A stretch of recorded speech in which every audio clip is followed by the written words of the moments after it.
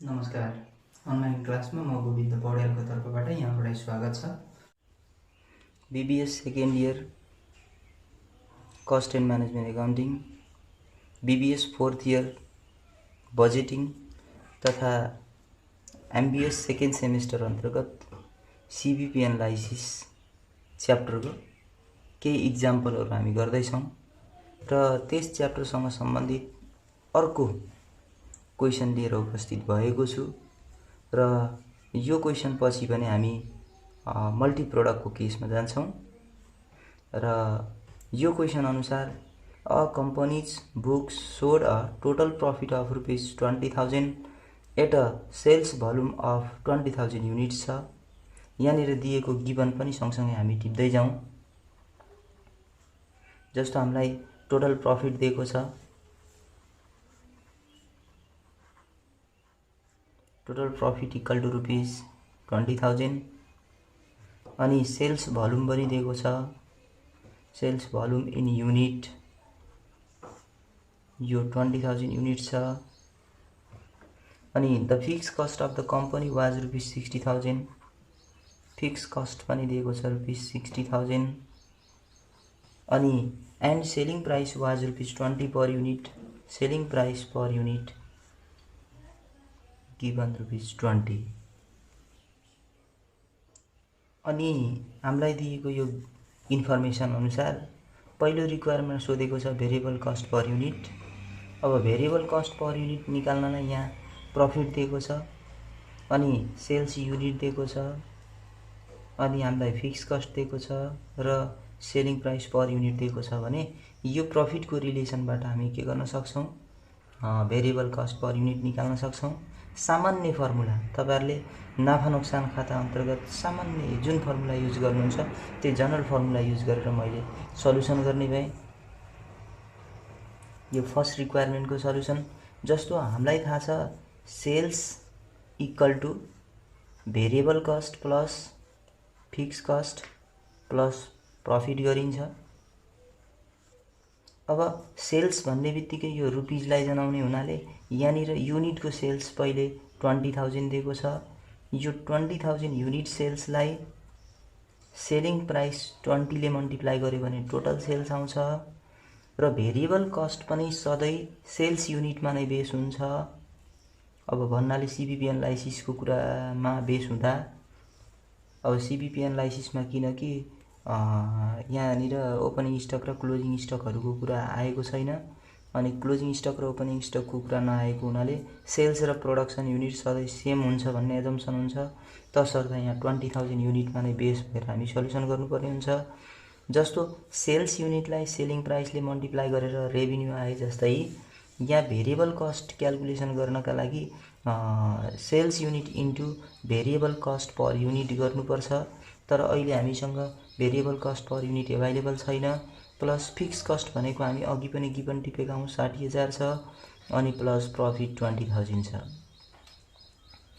यो इक्वेसनलाई हामी चेन्ज गर्यौं भने सल्युसन गर्यौं भने हामीलाई सोधेको कुरा आउँछ variable cost per unit identification हुन्छ। जस्तो यो दुईटा प्लस प्लस छन्, दुईटालाई एड गर्यौं भने हाम्रो कति हुने भयो 80,000 हुन्छ। 80,000 लाई हामी यो साइडमा ल्याएर लेस गर्न सकिन्छ। जस्तो 20,000 इन्टु 20 गरौँ 4 लाख अनि यो दुईटालाई एड गरेर यता ल्याएर लेस गर्दियौं 80,000 लाई इक्वल टु यहाँनिर 20,000 into variable cost per unit छ। यो दुईटाको सब्ट्र्याक्सन हेरौँ, दुईटाको subtraction 3 lakh 20,000 equal to 20,000 into variable cost per unit. अब variable cost per unit calculation गर्नको लागि यसले डिभाइड गर्नु पर्यो। यो 3,20,000 लाई 20,000 ले डिभाइड गर्नु पर्यो र यसो गर्दा हाम्रो 16 भेरिएबल कस्ट पर युनिट 16 आयो। हाम्रो पहिलो रिक्वायरमेन्टमा सोधेकै त्यही थियो, भेरिएबल कस्ट पर युनिट भनेको 16 र भेरिएबल कस्ट पर युनिट भनेर सोधेको थियो, त्यो हामी अहिले 16 अब्टेन गर्यौं। त्यसपछि हामीलाई दोस्रो रिक्वायरमेन्टमा सोधेको छ break even sales in unit. अब सेकेन्ड रिक्वायरमेन्टमा हामीलाई सोधेको छ break even sales in units.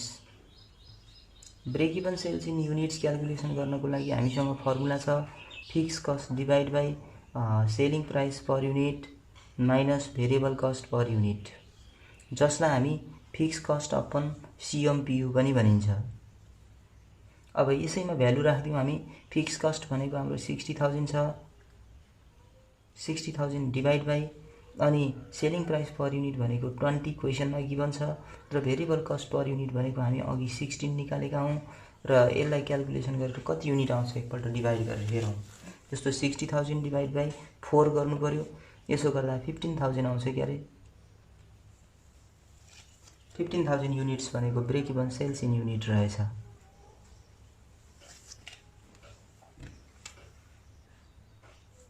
अब रिक्वायरमेन्ट थर्डमा हामीलाई थर्ड नम्बर रिक्वायरमेन्टमा percentage reduction in variable cost भनेको छ। त्यसो भने हामी न्यू भेरिएबल कस्ट निकाल्छौँ, भेरिएबल कस्ट पर युनिटै भनौँ हैन। अनि that would be necessary to obtain 10% profit भनेको छ। Percent of profit on sales भनेर हामीलाई 10% दिएको छ। अब हामीले के कुरा ख्याल गर्नु पर्यो भने भेरिएबल कस्ट पर युनिटमा वा भेरिएबल कस्टमा कति चेन्जेस आउँछ भन्दैछ। अनि अरू कुराहरू हामीलाई केही पनि भन्दै छैन भने अरू कुराहरू ओरिजिनल क्वेसनमा जति छ त्यसैलाई आधार मान्नुपर्ने हुन्छ। तसर्थ यहाँ फिक्स कस्ट पनि हामी त्यही माथिकै 60,000 युज गर्छौँ। अनि सेल्स युनिट हामी त्यही 20,000 नै युज गर्छौँ। अनि प्रफिट हामीलाई क्वेसनले यहाँ दिएको छ हैन। सेलिङ प्राइस पर युनिट भनेको हामी 20 रुपिस गिभन थियो, त्यसैलाई नै युज गर्छौँ। भेरिएबल कस्ट पर युनिट भने हामीले न्यू निकाल्नुपर्छ, किनकि क्वेसनले कति पर्सेन्टले भेरिएबल कस्ट चेन्ज हुन्छ त भनेर सोधेको छ। तसर्थ माथि निकालेको भेरिएबल कस्टलाई हामी मान्यता दिँदैनौँ। अब required sales in unit calculation गर्ने फर्मुलातिर जाउँ।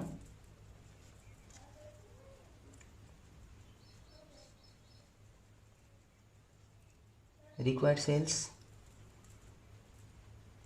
In units, required sales in unit calculation गर्ने फर्मुला, तर पर्सेन्टमा प्रफिट दिएको छ भने रिक्वायर्ड सेल्स इन युनिट आउँदैन, रुपिजमा आउँछ। तर त्यसकारण हामी के गर्छौँ भने यो 10% प्रफिट जुन दिएको छ यसलाई हामी पर युनिट प्रफिटमा कन्भर्ट गर्छौँ।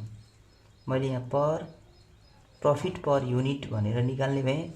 प्रफिट पर युनिट भनेको 10% अन सेल्स हो नि त। तसर्थ सेलिङ प्राइस 20 छ, 20 को 10% गरेर हामी प्रफिट पर युनिट भनेर यसरी 2 निकाल्न सकिन्छ। अब यो प्रफिट पर युनिट भएको required sales in unit calculation गर्ने फर्मुलातिर लागौँ। Fixed cost divide by CMPU minus PPU profit per unit. यो CMPU minus profit per unit अब डिभाइड गरेर फिक्स कस्टलाई डिभाइड गरेर हामी रिक्वायर्ड सेल्स इन युनिट निकाल्छौँ। अब हामीले के कुरा बुझ्नु पर्यो भने हामीलाई सेल्स युनिट दिएको छ, किनकि सेल्स युनिट यही 20,000 युनिट भयो र प्रफिट चाहिँ 10% अब्टेन गर्नु पर्यो भने त्यति बेला कति भेरिएबल कस्टमा कतिले रिडक्सन गर्नुपर्छ भनेर सोधेको हुनाले हामी सेल्स युनिट चाहिँ कन्स्टेन्ट यसैलाई नै देखाउनु पर्ने हुन्छ। फिक्स कस्ट 60,000 यहाँ जति दिएको छ त्यसैलाई देखाउँछौँ हामी। अब सिएमपियु भनेको छैन हामीसँग, तसर्थ सिएमपियु भनेको selling price per unit minus variable cost per unit हो। तसर्थ मैले यहाँ के गरिदिने भयो भने ब्राकेटमा सेलिङ प्राइस पर युनिट 20 छ minus variable cost per unit भनेको हामीसँग छैन। यो न्यू भेरिएबल कस्ट भनेको क्वेसन मार्क हो, यहाँनिर मैले भेरिएबल कस्ट पर युनिट भनेर मानिदिएँ माइनस प्रफिट पर युनिट भनेको अघि हामी क्यालकुलेसन गरेर निकालेका थियौँ 2। यो सबैलाई हामी यो 20,000 सँग रिप्लेस गर्दियौँ। त्यसो गर्दा के हुन्छ हेरौँ। 20 minus variable cost per unit minus 2 equal to 60,000 divide by 20,000। अब हामी यहाँनिर 2 माइनस छ 20 बाट यसलाई घटाएर हामी 18 minus variable cost per unit लेख्न सक्छौं इक्वल टु यो डिवाइड गर्दा 3 हुन्छ। अब भेरिएबल कस्ट पर युनिटलाई यता 3 लाई यता ल्याउँ 18 यो 3 यता आउँदा माइनस हुन्छ equal to variable cost per unit. Therefore variable cost per unit equal to ₹15। Variable cost per unit 15 आयो। अब हामीलाई क्वेशनले भेरिएबल कस्ट कति हुन्छ भनेर सोधेको छैन। यहाँनिर के भन्छ भने percentage reduction in variable cost भनेको छ। Percentage reduction in variable cost छ भने भेरिएबल कस्ट अघि हामीले क्याल्कुलेसन गरेको 16 थियो अहिले 15 भयो। त्यसो भने कति पर्सेन्टेज रिडक्सन भयो भनेर क्याल्कुलेसन गर्नुपर्ने हुनाले percentage reduction in variable cost equal to